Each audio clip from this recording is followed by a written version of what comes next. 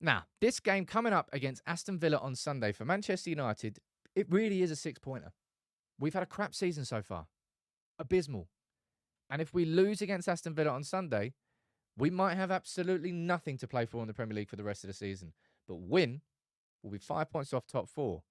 And that is an opportunity for the second half of the season. I'm going to run through Villa's form, team news, injury news, predictions, tactical look at how this game's going to pan out, because I think there's a very clear style that United have to play in this game. Spoiler alert, it's not playing out from the back. I'm going to run through everything with my prediction. You can let me know what you think in the comments, and if you can, drop a like on the video. I'm looking forward to this game on Sunday. Honestly, I think famous last words and all that. I genuinely think Villa is the perfect team for United to play. I'll explain why. But looking at this table explains exactly what I mean when I say this is a six-pointer. Manchester United are 8 points behind Villa right now. Win, we're 5. Game on. Lose, and we're 11. We're chasing a team with 11 points on us. With what? That'll be 14 games to go. It's not impossible to turn around, but improbable. Now, we played them only a couple of weeks ago, and of course, it was that moment for Hojlund. But United had to come from 2-0 down to do that. 2 ridiculous set-piece goals we conceded. One from a McGinn free kick that just went in. No one took responsibility. And a corner that just wasn't well defended at all. That's going to be a weakness on Sunday. Absolutely. And if you're Aston Villa, you're really going to try and expose it. You're going to try and win those free kicks on the edge of the box in silly positions. Bruno is particularly bad at giving those free kicks away, but everybody kind of is.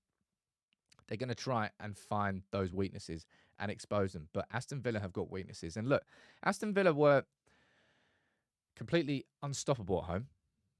And now they've lost twice in a row there. Once in the league and once in the FA Cup. But they got trounced by Chelsea midweek. And this is actually a game we're fine. I don't know how many times we've been able to say this over the last few seasons.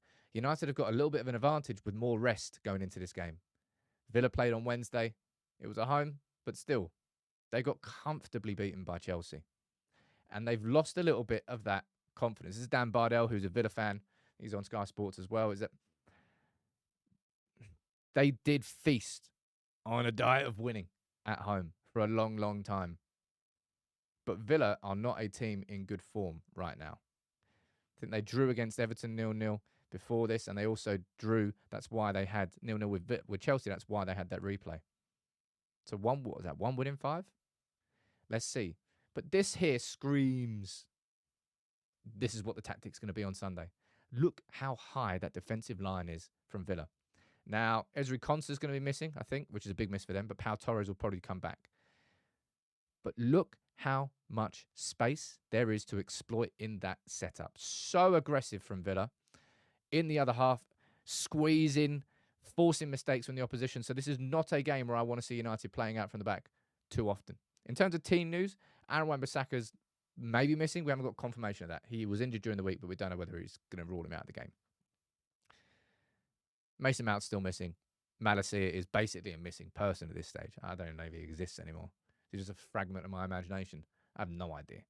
But of course, there's one big problem for United in this game. How do we replace Lisandro Martinez? Now, we take a look at the team that started against West Ham, and in my opinion, it was the best game of the season. Man United were, there were people that were frustrated at halftime, but it felt like United were just running at the pace they wanted to run at. They weren't threatened too much. People were, West Ham had so many more shots. Like 75% of their chances came from set pieces. And we got the second, we got the third. And it was like, game, set, match. That felt lovely. First time in a long time, I haven't gone into the last 10 minutes of a game anxious as a United fan. But how do you replace Martinez? Now, in my opinion, there's plenty of options you could run through here. You could have Lindelof there. You could have Varane there. Evans there. Cambuala there. Luke Shaw come in as left centre-back. With somebody else going left-back. Probably Delo, and then someone else, probably Wan-Bissaka, right-back, who might not be fit. In my opinion, I'm expecting to see Evans and Maguire. Do I think it's the best partnership that we've got at this club? Nope. Do I think it will probably suit this game? Yeah, I think I do. Both from, I don't know how we're so bad at defending set pieces. I really, really don't. I really, really don't. But in terms of playing those balls I was talking about, right? Exploiting those spaces in behind. In these positions here, when you've got Rashford on the halfway line, everybody's sitting there deep like this, right? Kind of sitting in shape. And you've got Hojlund, Rashford, and Garnacho people just wait in here for these balls, right? For these balls in behind from whether it's Johnny Evans over the top to Garnacho, whether it's Maguire with his diagonals to Rashford, whether it's Bruno dropping deeper alongside Casemiro, or whether it's Casemiro himself. That is the ball that Man United have to keep looking for in this game, because there will be so much space to cause problems. And it's all down to whether or not United can find those balls from deep. So I think having Evans there, he can play those balls. I'm not saying Maguire's incapable of it, but I think Evans is slightly naturally better at it. I would play that as a centre-back partnership. A player I want to see more from on Sunday is Casmir. I don't think he's been good enough. So people seem to be getting angry for the fact that I'm pointing that out. With certain players, you're allowed to expect more. Multiple Champions League winner, one of the most experienced senior players in the team. I think he's looking slightly better playing alongside Kobbie Mainoo, right? Which I always thought he would, because early this season it was Bruno and Mount going really hyper-aggressive, and then Casemiro was way too isolated. But Casemiro has to be better. And again, I've reiterated those sort of balls over the top. Casemiro's been looking for them quite a lot in recent games. I think in this game he will be asked to really look for them. And maybe we can see him finding those passes. But I mean defensively. Just, he seems to be lunging so much more. You know, when you're not quite in the right position for the tackle, so you have to lunge to make up for that gap. That's what I've seen Casemiro doing a lot more. And I just think he has to be a little bit better in midfield. I think he can be, but he has to be better. Now, I think against West Ham, people... I mean, look, we've seen Bruno Fernandes play in the United shirt for a long time. We know how much of a full-tilt footballer he is. It's a million miles an hour with him. Actually, he kind of slowed it down quite a lot against West Ham. It kind of worked. We were a bit more measured. Didn't feel as chaotic. This game will suit chaos, if I'm honest. This game will suit really fast transitional attacks. So that's why Bruno's going to be so important. And Kobbie Mainoo is probably the man of the moment right now for Manchester United. You could say Garnacho is too. You could say Hojlund is too. The youth really are the men of the moment. But Mainoo, for me, right now, is our man in midfield. And this is going to be a team and in Aston Villa and a game where he gets pressed really hard. And he's probably the most press-resistant midfielder that we've got out of those three. Casemiro, Mainoo, and Bruno. Mainoo is the player who, when he has the ball at his feet, and he's being hounded down by the opposition, he'll be able to find the simple passes and kind of break that press. I think he'll be important. Now, let's go forward and speak about the most important players right now. This is a game for our attack. I honestly don't really feel that Manchester United at any point this season have massively exploited just how fast that front three is. Right? Rashford, Hojlund, and Garnacho are rapid. Like double rapid. And having those three on a proper counter-attack with balls in behind should create chances galore and cutbacks galore. If they all run in unison, there'll always be someone on the edge of the box in the cutback. I would probably back both of them to score on Sunday. We should create so many chances against this Villa team.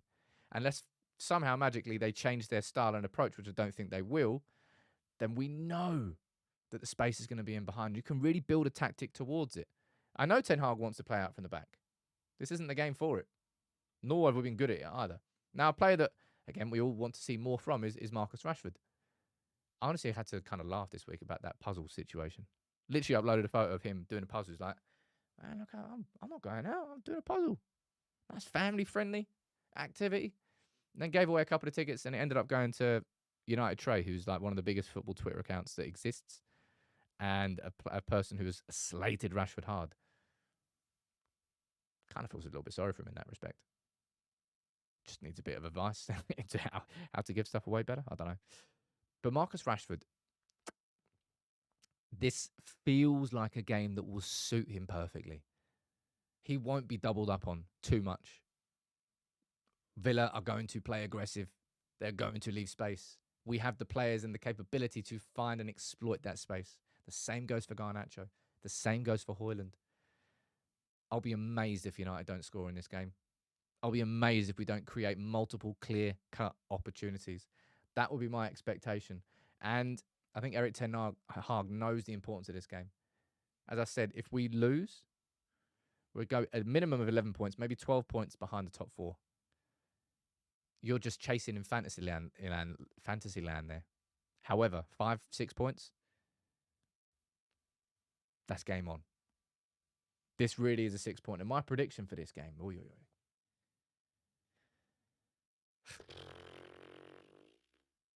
I'm going to go for a 3-1 to United. I think we'll win. I think our attack right now finally is flowing with confidence.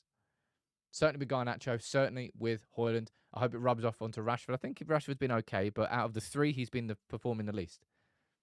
Only because the other two are really, really shining. But Rashford, there's still more to come from him. There's still more to come from Casmir. I think there's still more to come from Bruno. Mainu's reaching a nice level. Defensively, there's question marks. All right, that's probably where the biggest weakness we've got is how do we deal with Martinez gone? Do we see a massive drop-off? I imagine we do. But I want to keep Shaw at left-back. I think that'll be important, rather than pushing him to left centre-back. I think on paper that will make us the most progressive, but this isn't a game for progression. This is a game for a bit more directness. That's why I'm keeping Shaw at left-back. I'm going for a 3-1. You can let me know what your predictions are in the comments. But looking forward to this game on Sunday. I think it'll be an exciting one. And this United attack feels like there's goals in it and there is so much space to exploit. Let's find out.